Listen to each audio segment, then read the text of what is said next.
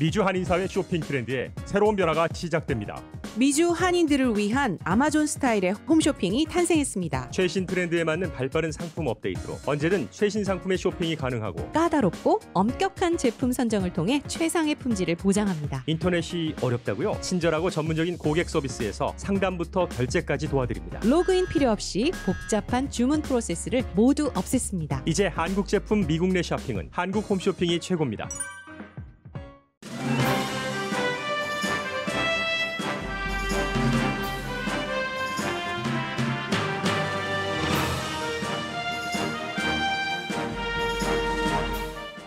식품의약국이 오늘 파이저 백신의 긴급 사용을 승인할 게 거의 확실합니다. 미국에서 처음으로 처방전 없이 집에서 테스트할 수 있는 코로나 바이러스 기구가 승인됐습니다. 양성일 때는 전화로, 음성일 때는 이메일 등으로 결과를 알려줍니다. 미시시피 주지사는 정치인들과 스태프들 수십 명이 양성 판정을 받았는데도 할러데이 파티를 예정대로 열 것이라고 밝혔습니다. 바이든 당선자가 대만계 여성을 무역대표에 인선할 것으로 알려졌습니다. 인준받으면 무역대표로서는 최초의 아시아계 최초의 여성이 됩니다. 바이든 당선자가 공식으로 발표한 국방장관 지명자에 대해서는 민주당 내부에서도 반대의 목소리가 들립니다. 국방장관은 군 출신이 아닌 민간인이 해야 한다는 주장이 강합니다.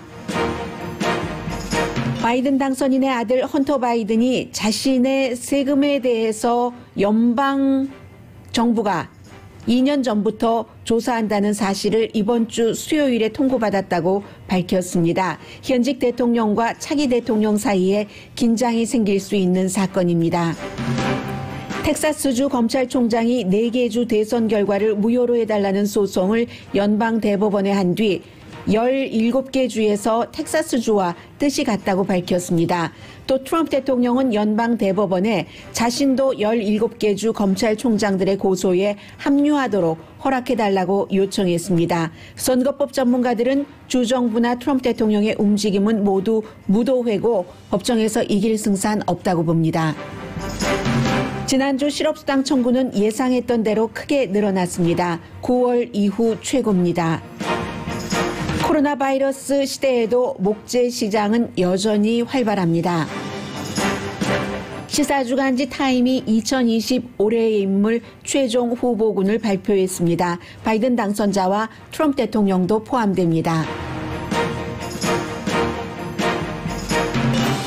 여러분 안녕하십니까? 오늘의 미국 강혜신입니다. 네, 지금 연방식품의약국에서 미팅을 하고 있는데 이 미팅 자체가 연방 식품의약국에 이제 조언을 하는 그룹이 있습니다. 그 그룹들은 파이저 그리고 바이오엔텍의 그 백신을 이제 긴급하게 접종을 할 수 있다 하는 승인을 해줄 것을 권고를 했고 대체로 이제 그 권고를 따르게 됩니다.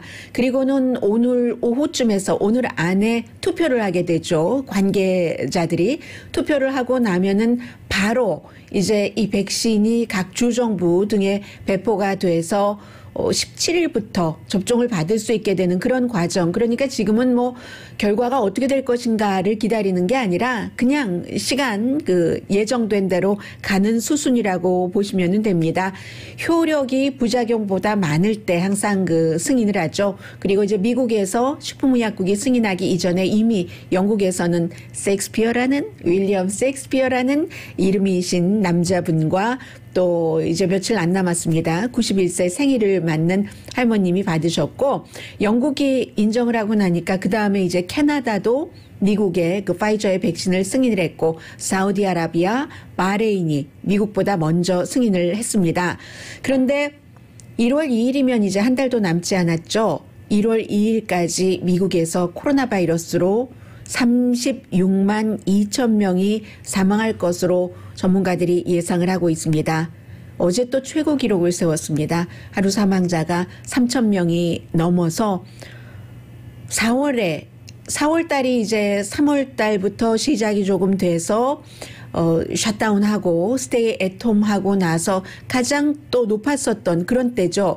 그때의 하루 사망자가 2,000명이었는데 지금은 이제 3,000명이 넘고 있습니다. 미국 확진자 1,500만 명 넘고 사망자 거의 29만 명입니다. 캘리포니아주가 요즘 가장 이 확진자와 사망자가 많아서 화요일에 219명이 숨졌고 그 전의 기록은 7월 31일이었습니다. 214명이 숨졌는데 지금 이제 또 이 기록을 또 바꿀 수도 있죠. 오늘 로스앤젤레스 타임스 보면은 캘리포니아주, 특히 이제 LA 카운티, 로스앤젤레스를 중심으로 한 곳에서의 코로나 바이러스 확산과 사망자들이 굉장히 많습니다. 이제는 그 오늘의 미국을 두고 계시는 분들 가운데서도 우리 직원이 갑자기 아파서 병원에 갔는데 며칠 만에 숨졌어요. 제가 돼서 돌아왔어요. 이런 얘기를 하시는 분들이 굉장히 많으십니다. 그 상황에서 지금까지도 집에서 테스트를 할 수 있는 코로나 바이러스 기구가 있었습니다. 그런데 그것은 의사의 처방을 받았어야지만 됐는데 어제 랩 코퍼레이션이라는 곳에 이제 그 픽셀 코비드-19 테스트 홈 컬렉션 키트라고 이름이 아주 기네요. 네모난 상자에 들어있던데 이것을 승인을 했습니다. 그래서 우선 온라인으로도 살 수 있고요. 점차 이제 소매업소에서도 살 수 있다고 하는데 온라인을 보니까 질문을 뭐 여러 가지를 많이 물어요. 이것을 팔기 전에 당연히 이제 그 성인이어야지 되고 그렇게 될 경우 면봉 같은 것으로 코에 있는 어떤 분비물을 채취를 해서 이 실험실로 보내면 만약에 양성 반응일 경우에는 전화를 걸어서 자세히 알려준답니다. 그리고 음성일 때는 이메일이나 아니면 본인이 이제 온라인으로 구입할 때 온라인에 여러 가지 등록을 했죠. 그 등록에 따라서 온라인에서 본인의 결과를 알 수 있다고 하고요. 결국은 그 식품의약국도 더 많이 퍼지는 것을 막기 위해서 어떤 형태로라든 테스트를 하기를 원하는 겁니다. 그래서 이제 이런 일들이 있었고 그리고는 여러 가지 이 백신에 대해서는 오늘 식품의약국이 긴급 접종 승인을 한다 하더라도 사람들이 얼마나 많느냐도 중요하고 백신을 어느 정도나 확보하고 있는가 정부 측에서는 그 두 가지가 모두 중요한데 엊그제 제가 만약에 뉴욕타임스의 보도가 맞다면 하고 보도를 해드렸는데 그게 맞더군요. 이 파이저사의 CEO가 보드 멤버가 미국 언론뿐만이 아니라 해외 언론과의 인터뷰를 통해서 여름 이후에 이 파이저사가 여러 번이나 연방 정부에 자료 데이터를 주면서 이게 지금까지 이런 데이터가 나왔기 때문에 이것은 확실하다 하고 추가로 구입을 하라고 했는데도 연방 정부가 구입을 하지 않았다. 특히 이제 스캇 가티앱이라는 분이 파이저의 이사이기도 하지만 전에는 식품의약국의 커미셔너였거든요. 분명히 이렇게 밝혔습니다. 그래서도 이제 조금 부족할 수가 있는데 왜냐하면 영국의 백신은 미국이 사기로 했지만 자꾸만 이게 이제 그 허가 같은 것이 늦어지고 해서 지금 그 파이저의 1억 도스 그리고 모더나의 1억 도스 정도만 확보가 돼 있는데 그러면은 전체적으로 1억 명 정도 전문가들은 국민의 70% 정도는 접종을 받아야지 이게 좀 평정이 될 수 있다고 하는데 그만큼 안 나오잖아요. 그리고 백신이 확보가 되더라도 지금 사람들이 왔다 갔다 합니다. 이 백신을 맞아야지 돼, 맞지 말아야지 돼. 처음에는 맞아야지 돼가 아주 낮았다가 그 다음에 어느 순간부터 바이러스가 막 확산되고 뭐 백신 효능 좋다고 하니까 조금 올라가다가 지금 다시 조금 내려가기 시작해서 전반적으로 50% 정도 아니면 50%보다 약간 적은 뭐 48%, 47% 이 정도가 그 백신 접종을 받겠다고 하거든요. 그러면 효율성이 굉장히 떨어지기 때문에 이게 지금 공급량과 백신을 접종받겠다는 사람 의지 이런 두 가지가 지금 조금 딜레마가 있고요. 그 사이에 앞서 그 한인분을 말씀을 드렸는데 돈 많고 영향력 있고 어제 루디 줄리아니가 얘기한 것처럼 유명한 사람이고 대통령과 가까운 사람이고 하는 사람은 할 수 있는 모든 것을 병원에서 빨리 해줍니다. 그런데 일반인들은 그렇지가 않아요. 어제 제가 말씀드리고 오늘 아침에 보니까 뭐 악시오스, 뉴욕타임스 해외 언론은 진즉부터 그런 보도를 했고요. 미국에서 이 코로나 바이러스 치료에 있어서 가진 자와 못 가진 자, 유명한 사람과 유명하지 않은 사람, 권력이 있는 사람과 권력이 없는 사람이 차이가 너무 크다라고 지금 아주 이제 드러내놓고 보도들을 하고 있습니다. 뭐 대통령이 그랬고, 벤 칼슨 주택부 장관이 그랬고, 루디 줄리아니 또 대통령의 친구면서 토론의 그 코치였었던 크리스 크리스티, 이 모든 사람들이 렘데스비르뿐만이 아니라 또 다른 약뿐만이 아니라 항체, 심지어는 이 항체에 대해서는 불과 얼마 전에 승인이 났는데 승인이 나기 전에도 대통령이라든가 뭐 크리스 크리스티라든가 뉴저지 전 주지사라든가 벤 칼슨 이런 사람들은 그런 항체를 이제 투여받고 했었잖아요. 할 수 있는 모든 것들을 다 한다는 겁니다. 돈도 엄청 비싼 것도 다 한다는 겁니다. 그런데 일반인들은 절대로 그렇게 하지 못하기 때문에 문제고, 언론에서 이것을 문제 삼을 때는 의료 윤리를 말하는 거죠.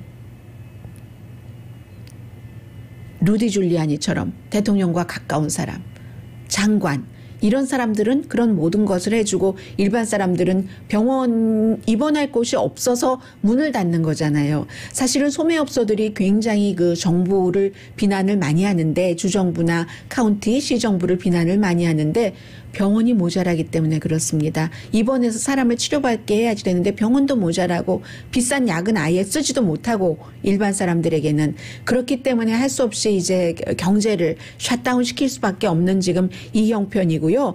펜실베니아의 주지사도 양성 반응입니다. 펜실베니아 주지사는 민주당이에요. 그리고 이제 미시시피가 문제인데, 미시시피 주지사는 공화당입니다. 테이트 리브스라는 공화당인데, 이 공화당의 주지사가 어제 그쪽 지역 언론과 인터뷰하는 것을 보니까 나는 뭐 크리스마스 파티를 예정대로 하겠다. 주지사니까 주지사 관저에 살죠. 관저가 넓을 테고 실내도 넓을 테고 뜰도 있죠. 뜰에서 파티도 많이 하고 하니까 해서 뭐 할러데이 파티를 미국 사람들이 한 번에 끝내는 게 아니잖아요. 여러 번 하잖아요. 친구도 초대하고 가족도 초대하고 의회 정치인들도 초대를 하고, 와도 되고 안 와도 된다. 이게 지금 국무부에서 다른 나라 외교관들에게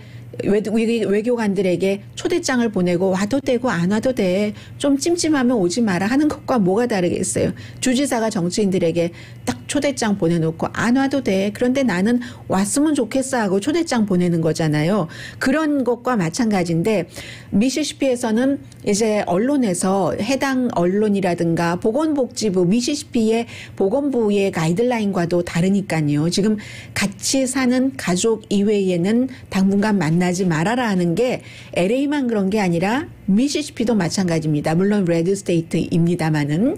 그래서 보건복지부도 환자가, 미시시피도 지금 확진자가, 사망자가 뭐 한 4,000명이 넘거든요. 계속 늘어나고 있고. 그러니까 이건 좀 그런데? 라고 얘기하면 주지사가 하는 얘기가 우리 실내에는 그 동시에 10명 이상은 못 들어가도록 할 거야. 근데 거기다 술이 있잖아요. 음식이 있고 분위기가 또 퍼지잖아요. 느슨해지잖아요. 그리고 밖에서 많은 사람들이 모여 있는 것은 밖에서 있고, 실내에 있을 때는 마스크를 쓰라고 할 거야. 밖에서 마스크 안 쓴다는 얘기가 되겠죠. 이렇게 하면서 파티를 하겠다는 사람들이 굉장히 많습니다. 미시시피가요, 상원 의원, 하원 의원이 좀 많은 곳이에요. 그래서 하원, 상원 뭐 120 몇 명, 뭐 50 몇 명 이렇게 되는데, 그 가운데서 뭐 30명 이상이 감염이 됐고, 의원들만, 정치인들만, 스태프들도 많이 감염이 됐는데도 할러데이 파티를 포기하지 않는다, 이런 얘기입니다. 그렇기 때문에 거듭 말씀드리지만 이 코로나 바이러스 사태에 대해서는 본인이 이제 조심할 수 있는 상태에서 조심을 하는 게 좋다라고 말씀을 드리고요. 그리고 이 코로나 바이러스에 대해서 꼭 이렇게 사람들의 건강과 경제만 연관되는 게 아닙니다. 이게 지금 주 정부에 따라서, 예를 들어서 플로리다주 레드 스테이트 팩트 맞죠? 그리고 리틀 트럼프라고 불릴 정도로 이 코로나 바이러스에 대한 여러 가지 그 단속이라든가 규제를 하지 않습니다. 그래서 지금 어떤 일이 뒤에선 있냐면 이 5월 달에 플로리다주의 보건복지부에서 이제 대시보드를 만드는 코로나 바이러스 현황판, 상황판이라고 할까요? 그것을 만드는 데이터 과학자가 해고가 됐습니다. 그때 해고될 당시에 보건복지부에서 사람들이 볼 때 좀 감염자도 적고 뭐도 적고 하는 것처럼 해라 하는데 이 과학자가 젊은 여성이에요. 어린아이가 둘이 있더군요. 거부를 했습니다. 그러자 이제 해고당했죠. 플로리다주 보건복지부에서는 사인에 절대로 코로나 바이러스 뭐 이렇게 쓰지 못하도록 하고 그랬던 적도 있잖아요. 해고가 됐습니다. 해고되고 나서 이 여성이 따로 원래 데이터 사이언티스트니까 본인이 플로리다주의 상황판을 만든 거예요. 그랬더니 보건복지부에서 우리 것을 훔쳐갔다. 보건복지부 웹사이트를 해킹했다. 본인은 당연히 아니라고 얘기를 하고요. 하면서 며칠 전에 이 집에 사람들이 쳐들어갔는데 비디오를 보니까요. 막 총을 들고 여기저기서 막 몇 명이 들어가서 손들어 막 이러니까 이 젊은 여성이 아이들이 있다. 내 남편과 아이들이 집에 있다 하니까 막 그런데도 듣지도 않고 총을 막 겨눕니다. 했더니 이 여성이 하는 말이 내 얼굴 6피트에 어린 아이에게도 총을 겨눴대요. 손들으라고 하면서. 이렇게 하면서 뭐 컴퓨터 같은 거 다 가져갔고 이건 범죄 수사도 아니고 본인이 범죄인도 아니지만 언론과 인터뷰에서 얘기하는 것을 보니까 범죄 수사 같지도 않고 알아서 해라. 그러니까 주정부에서 원하는 대로 다 봐라. 그대로 안 하면 어떻게 되는 거 맞지? 해고당하고 그게 끝이 아니야. 총을 얼굴에 겨눌 거야. 이렇게 얘기를 하면서 이 여성은 주지사가 뒤에 있다라고 얘기를 하고 주지사는 아니라고 하는데 이런 일들이 일어나는 거예요. 코로나 바이러스 사태로. 주지사가 임명을 한 뭐 무슨 위원회 뭐 이런 것 있잖아요. 법률위원회, 법률 그 패널에 공화당의 그 전에 검사도 지냈고 했었던 사람이 지금은 이제 변호사로 형법 전문 변호사로 일하고 있는데 그분 이름이 란 필립코스키라는 분인데 주이신 것 같네요. 이분이 이 사건을 보고 나서 영장을 발부를 받았으니까 총을 든 사람이 여러 명 가서 얼굴에 다 총을 들이대고 한 것 아니겠어요? 압수수색하고. 그런데 쭉 그 영장 발부한 것을 보니까 이 영장 발부도 그렇고 이 케이스는 도대체 말이 안 되는 케이스다. 나는 이러한 것을 주지사가 몰랐다고 하지만 모를 수가 없는 케이스인 것 같고 그런 주지사가 나를 앉혀준 이 법률 패널 플로리다주의 주디셜 그 패널에서 나는 일하고 싶지 않다 하면서 딱 그 주지사에게 사표를 던졌습니다. 이 사람은 공화당이에요. 주지사가 모른다는 게 말이 되느냐 하면서 사람들에게 얘기를 하는 게 당신도 이 여성 과학자 이름이 존스거든요. 라스트 네임이 존스예요.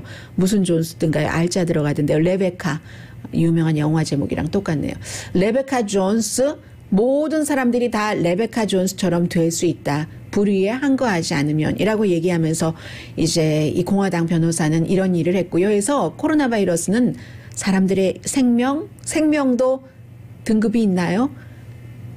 이렇게 하고 건강 그리고 중요한 경제뿐만이 아니라 법윤리라고 얘기하는 이 모든 것에 다 미국에서 큰 영향을 지금 미치고 있습니다.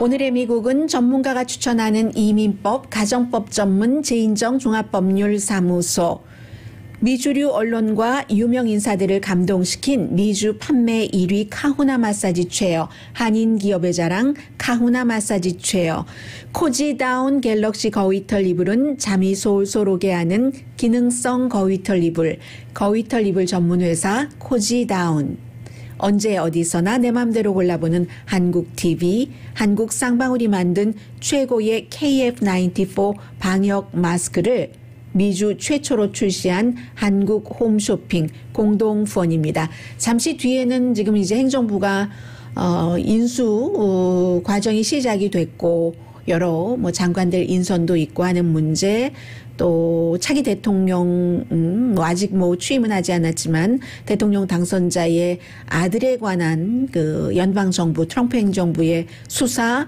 또 트럼프 대통령의 선거 결과 불복에 관한 아마 마지막 그 입장 취함이 될 것 같습니다. 그 내용들 잠시 뒤에 전해드립니다. 라디오 서울 방송 오늘의 미국 듣고 계십니다. 지금 뭐 유튜브로 보고 계신 분 가운데서 렘데스비르가 치료 효과가 좋다고 하는데 왜 잘 많이 안 하나요 하는데 너무 비싸요. 한 번 투여받는데 뭐 $3,100가 넘거든요. 한 번. 그렇습니다. 루디 줄리아니는 렘데스비르 맞았고 트럼프 대통령도 벤 칼슨 교통부 장관도 뭐 크리스 크리스티 전 뉴저지 주지사도 벤 칼슨 교통부 장관이 교통부가 아니라 주택도시개발부 장관 얘기가 나왔으니까 말씀드리는데 어제 제가 여러분들께 잘못 보도해드린 부분이 있습니다.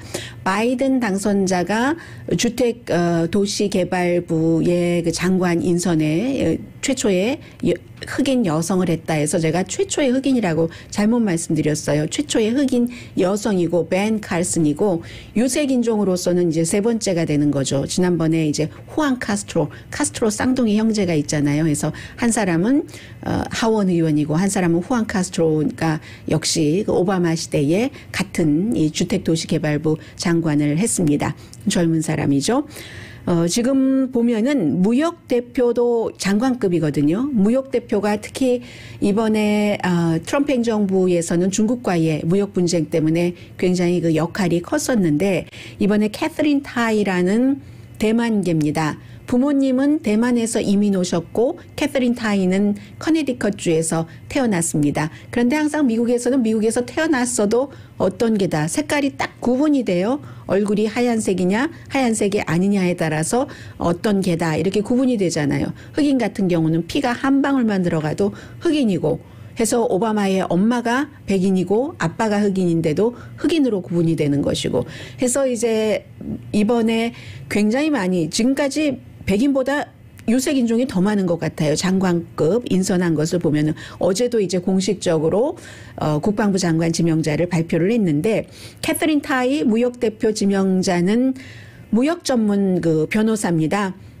그래서 만다린 아주 완전하게 하고요. 부모님이 이제 그쪽에서 이민으로 오셨으니까 무역 대표부에서 일을 많이 했었고요. 2007년부터 2014년까지 그러니까 이제 중국과의 무역 분쟁에 대해서도 경험이 있고 특히 이제 세계보건기구와 이제 중국 문제를 가지고 갔었을 때 이런 경험들이 있답니다.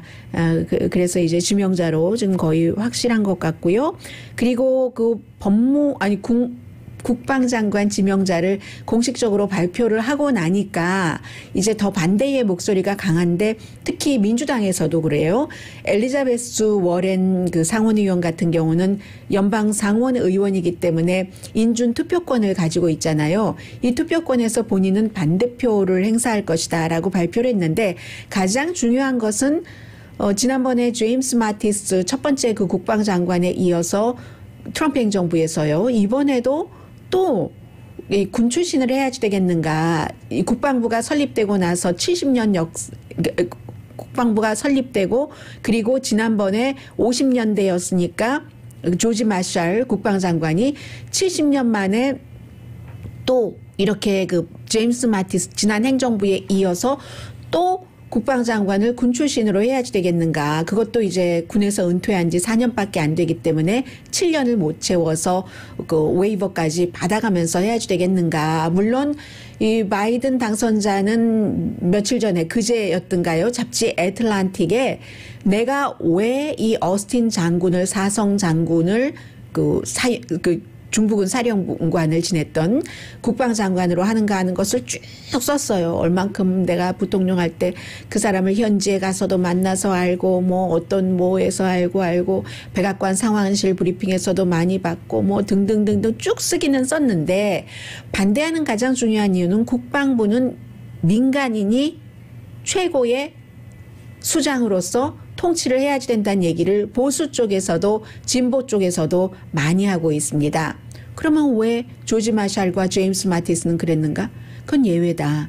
비상시라고도 얘기를 하고 있거든요. 왜냐하면 조지 마샬이 그때 그 국방장관이 됐을 때는 뭐 2차 대전 장군이고 1950년 9월이었습니다. 1950년 9월이면은 그때 트루먼 대통령이 한국전에 파병을 하기로 하고 6.25가 일어나고 나서 초기 단계였기 때문에 미국이 많이 밀리기도 하고 하는 때였잖아요. 그런 한국전에 참전하는 그런 위기였고 그리고 그 당시에는 이제 또 구소련과의 여러 가지 때문에 비상시 굉장히 이 군대 그 필드를 잘 아는 국방장관이 필요했었다고 얘기를 합니다. 그에 비해서 제임스 마티스 같은 경우는 어제 말씀드린 것처럼 트럼프 대통령이 군 경험도 없고 그리고 이제 너무 그 행정부 자체에 트럼프 대통령과 그 당시에 같이 일하겠다고 하는 경험 있는 사람이 없었기 때문에 그래서 이제 제임스 마티스를 예외로 뒀는데 지금은 비상사태가 아니라는 얘기입니다. 그래서 지금 이 국방장관 지명자의 경우는 민주당에서조차 반대가 나오고 있기 때문에 제대로 지명이 될지 아니면 지명을 철회하고 다른 사람으로 지명을 할지 알 수가 없습니다. 그럼 미국에서는 왜 민간인을 국방장관으로 하느냐? 군이라는 것은 또 군복무, 군 이런 것은 군자가 들어가면 굉장히 그 노블한 정말 숭고한 길이다. 숭고한 웨이라는 것은 인정을 하지만 지금 이 어스틴 지명자 같은 경우도 41년을 군복무를 했잖아요.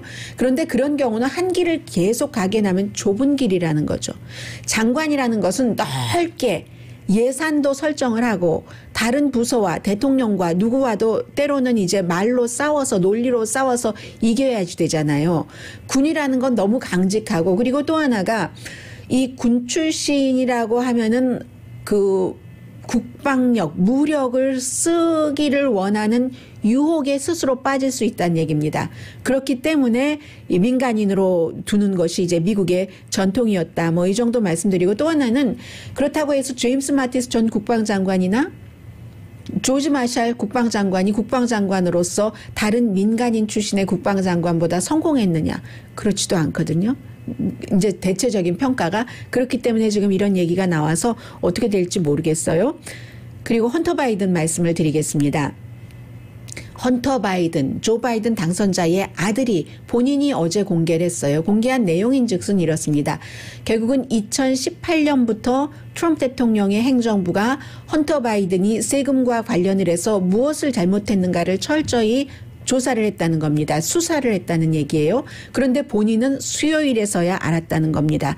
수요일에 그러니까 이것의 총책임은 총괄은 연방 법무부가 하는 겁니다.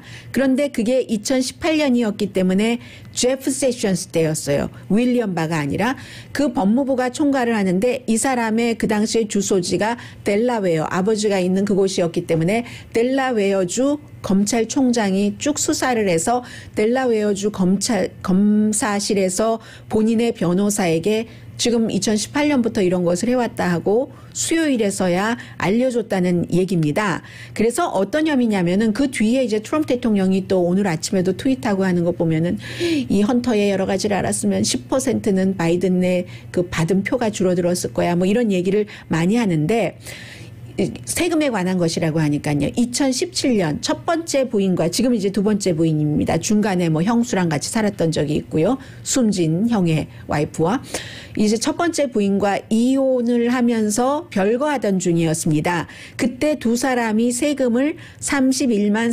3,970달러를 내야지 될 게 있었는데 뭐 크레딧 카드도 최대한 뽑아 쓰고 뭐 이럴 때예요.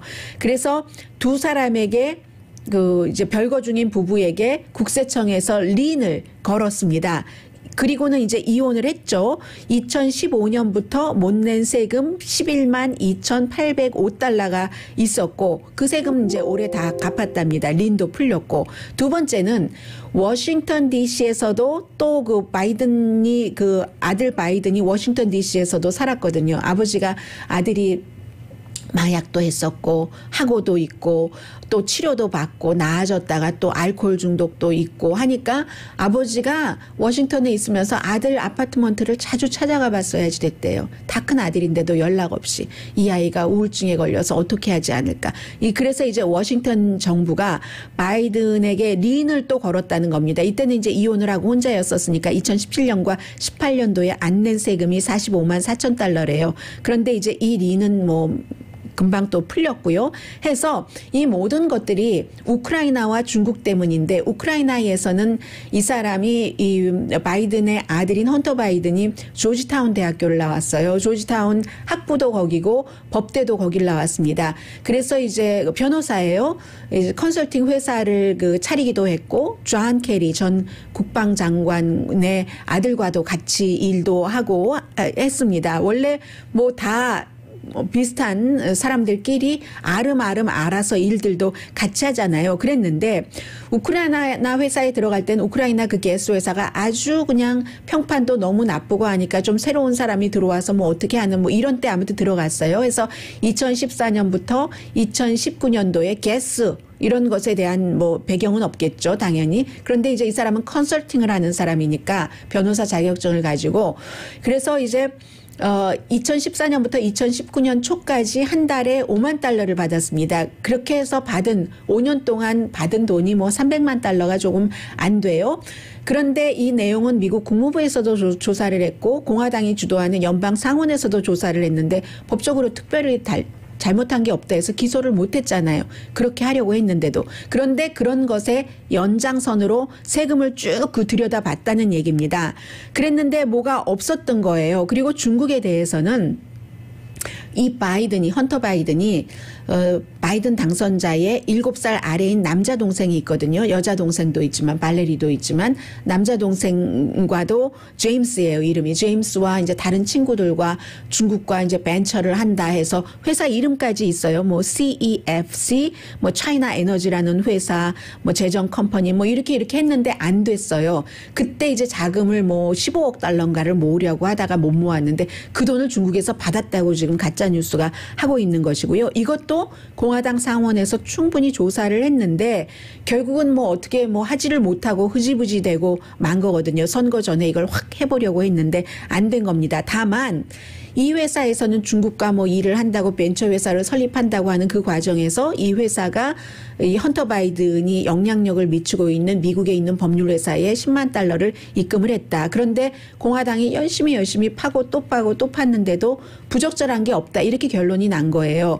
그러면서 법무부가 이제 조절을 해서 계속 국세청 조사를 받고 있고 했는데 연방수사국도 그 다음에는 또 컴퓨터 얘기가 나오잖아요. 그 컴퓨터도 또 조사를 하고 뭐 이렇게 저렇게 했는데도 뭐 돈 세탁 혐의 이런 거. 돈 세탁 혐의 같은 것을 두면서 했는데 결국은 혐의가 없으므로 연방수사국에도 결론을 내린 겁니다. 이것을 지금 받고 있다 하는 건데 이게 왜 중요하냐면 이런 일들이 있으면 대통령이 당선이 되고 나서 임기 초기에 신경이 쓰이죠. 아들이니까. 특히 큰아들이 아무런 문제 없이 보 바이든이 그렇게 뭐 군인 이 둘째 아들도 군인이었어요. 그런데 이제 뭐 마약 문제 휴가 나왔다가 이런 것 때문에 군에서 그냥 제대를 할 수밖에 없었는데 큰아들 문제 없이 그냥 그러다가 갑자기 간 큰아들은 그래서 사랑했고 작은 아들은 이렇게 문제가 있기 때문에 사랑을 하는 겁니다. 아버지가. 그래서 이제 이 아버지가 어느 아들인들 사랑을 안 하겠어요. 문제 있는 아들에겐 더 신경이 쓰이게 마련이잖아요. 대통령도 아버지인데 해서 이런 식으로 하면은 이게 계속 타겟 수사라는 거예요. 그런 형태로 발표를 한 거죠. 헌터 바이든도. 이렇게 한다라고 하면은 심정이 좋지는 않을 것이다 하는 겁니다. 지금 그렇잖아도 바이든 대통령에게 트럼프 대통령 조사해야 된다. 세금 다 합해봤자 몇 년 동안 300만 달러도 안 벌었네. 세금도 이랬네. 그 조사를 연방수사국이나 공화당 상원이나 국세청이나 연방법무부에서 다 해도 돈 세탁 탈세 혐의가 안 나왔네. 뭐 이런 거잖아요. 그러면 트럼프 대통령은 대통령으로서 그렇게 중국의 아예 어카운트까지 지금도 있어요. 있고 돈 벌고 하는데 그걸 조사해야지. 바이든 대통령 당선자는 법무부를 내가 조절하지 않겠다. 특별하게 뭐 이렇게 보복성 조사 같은 거 안 하겠다라고 결심을 한다고 하는데 이런 얘기가 나오면 또 마음이 바뀔 수도 있다는 얘기입니다. 그러면 대통령이 처음에 신경을 코로나 바이러스 경제에 써야 되는데 아들과 연관된 이거에 쓰고 옆에서 자꾸 그거 보십시오. 트럼프 대통령을 정말 어떻게 해서 움직이지 못하게 손발을 묶어야지 됩니다. 이런 얘기가 자꾸 들어갈 수밖에 없기 때문에 미국에 좋지 않은 얘기예요. 그래서 이제 이런 것은 문제고요. 이 트럼프 대통령이 또 17군데 주 검찰총장들과 같이 나도 고소하게 해주세요 하는 얘기를 좀 길어져서요. 앞부분이 잠시 뒤에 말씀드리겠습니다. 네, 라디오 서울 방송 오늘의 미국 듣고 계십니다. 수잔 라이스 전 유엔 대사를 아마 그 국내 정책 그 카운슬이라고 하나를 만들어서 그 책임을 지게 할 모양입니다. 바이든 당선자가요. 그리고 잠시 뒤에 경제 뉴스 조금 뒤에 말씀드리고요. 잊기 전에 제가 그 바이든 아들 그 헌터 바이든이 조지타운 법대를 졸업했다고 말씀드렸는데 1년 다니다가 예일대학교로 편입을 해서 법대는 예일대를 졸업을 했습니다. 그리고 이제 트럼프 대통령의 이 문제는 어제 오늘의 미국 끝나기 전에는 없었던 뉴스고요. 끝나고 나서 텍사스주 검찰총장이 다른 주 4개 주가 결국은 그 선거를 무효로 해라 하는 것을 주와 주의 소송이기 때문에 연방대법원으로 바로 가져갔다라고 말씀을 드렸고요. 그 이후에 오늘도 지금 백악관에서 주 검찰총장들을 대통령이 소집을 했습니다. 해서 이제 뭐 대화도 하고 할 텐데 그 뒤에 17군데 이제 거의 그 레드 스테이트의 주 검찰총장들이죠. 검찰총장들이 우리도 텍사스와 뜻이 같다라고 얘기를 했고 그랬더니 트럼프 대통령이 나도 그럼 17개 주 텍사스와 16개 주가 되네요. 그래서 17개 주가 되고 나도 그 17개 주와 같이 소송을 할 수 있도록 해주십시오 하고 연방대법원에 요청을 했습니다. 지금 결과는 모르고요.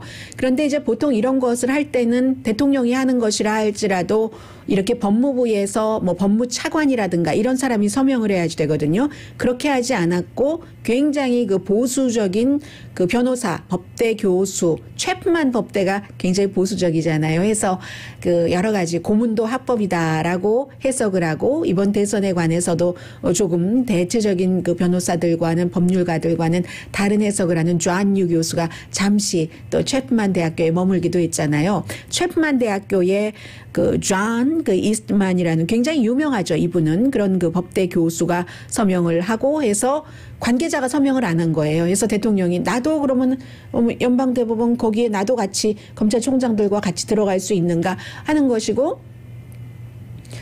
그렇게 될 경우에 어떻게 되느냐. 캠페인에서도 트럼프 대통령 캠페인 측에서도 트럼프 대통령이 지금 저렇게 얘기하는 것은 개인 자격으로 하는 거예요 라고 얘기를 했는데 무슨 일이 있든지 간에 지금 법정에서 그 잘잘못을 가리는 데는 항상 증거잖아요. 미국은 증거잖아요. 증거기 때문에 증거가 나오기 전까지는 무죄다라는 것이고 증거가 있으면 유죄가 되는 건데 지금까지 거의 50개의 케이스를 다 줬습니다. 증거 없으므로. 그러니까 많이 이것도 증거고 이것도 증거고 이것도 증거고라고 생각하시고 주장하고 하는 것들이 증거로 채택이 안 되는 거예요. 증거 채택해달라고 가져가지도 않습니다. 안 될 걸 알기 때문에. 왜냐하면 하나의 긴 비디오에서 한 부분을 뽑아서 여기다가 막 살을 붙여서 가짜로 만드는 거예요. 다 가짜예요. 가짜기 때문에 법원에서 채택이 안 되고 다 기각이 되는 겁니다. 그러니까 하급법원에서 다 그렇게 기각된 것이 연방대법원에서 그래 맞다 하고 절대로 그럴 리가 없다는 거예요. 그렇기 때문에 많은 변호사 이런 사람들이 얘기하기를 가장 무도회다. 가장 무도회인데 프레스 무도회다. 언론의 주목을 받아서 언론에 한번 보도가 돼서 그러면 이거 끝이 아니야. 아직도 중요한 날이야. 대통령이 며칠 전에 중요한 날이 온다고 하더니 바로 이게 이건가 봐. 이렇게 생각을 한다는 거예요. 전혀 신경을 안 쓰셔도 되고요. 저는 그냥 뉴스니까 말씀드리는 겁니다. 백악관은 지금 이삿짐 싸고 있어요. 누구죠? 멜라니아 트럼프 여사가 보통 이제 백악관에서 대통령 식구들이 나갈 때는 이제 그 퍼스트 레이디도 가져가고 싶은 것 어떤 범위 내에서 가져갈 수 있는 게 있거든요. 멜라니아 트럼프 여사가 차이나 그릇 이미 골라놨다고 하고 짐 다 싸서 대통령 거 따로 이 멜라니아 트럼프 여사 거 따로 싸서 플로리다주의 마알라고로 보내려고 짐 싸고 있어요. 트럼프 대통령도 짐 싸면서 지금 이런다니까요. 돈은 돈대로 모으고 아주 나쁜 게 있죠. 미국 사람들이 계속 이런 일이 있으니까 대통령이 또 그렇게 얘기를 하니까 이거 가짜야 하면서 믿으니까 제 살 깎아먹는 거죠. 미국의 민주주의를 스스로 깎아먹는 이런 일들이 일어나고 있습니다. 지난주에요. 실업수당 청구한 사람이 85만 3천 명으로 새로 청구한 사람이 예상했었던 것보다 12만 3천 명이 많았고 지난주에 71만 6천 명보다도 많아서 9월 19일 이후에 최고입니다. 전부 이제 코로나 바이러스 영향이고요.